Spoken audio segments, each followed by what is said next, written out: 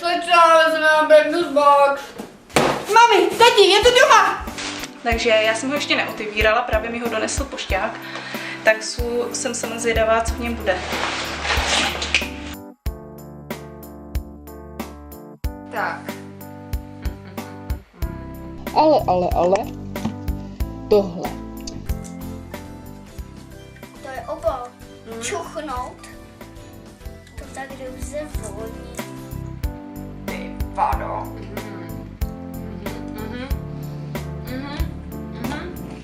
Potom jako další, co tady vidím, je nějaká Prémiová tofu paštíka. O, tak to je velice zdravá. Další, oplatky.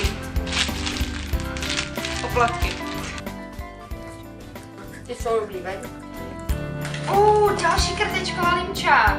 Krtečková malinovka. Takže já mám krtečkovou vodu a krtečkovou malinovku. Jak si tu plechovku ty děti otvírají? Tak ochutné, já to taky ochutnám. Tak ochutné. Víš, co to je, bubulinku? Hele, svíčková. Tak to já si řeknu vám, co by udělala k svíčkovou. Hodné i do popiňáku. Takový tady ty trouhelníky, takový ty to koření v trouhelníkách, jako koření. Pak tady máme 2 koření. Mazalka, pažitka, super, koření je moc dobrý. Další věc je kečup. tady napsáno pro děti Jiříčku. A je tam takový veselý královský rajče. Jako další tady mám, to jsem viděla reklamu v L. Píšou, že je to borseto.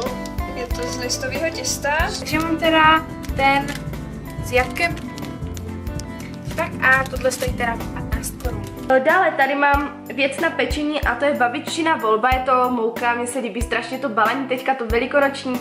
Tady tohle může být dobré, ale bude to spíš jako šťávička. No, šťavička pro tebe možná, pro No, mě co? ne. Já jsem No, ne, zapřísahlý nealkoholik. Takže tohle teda byl celý Brandnus box za duben a já doufám, že vás video bavilo, že teda bavilo i s tubem takhle.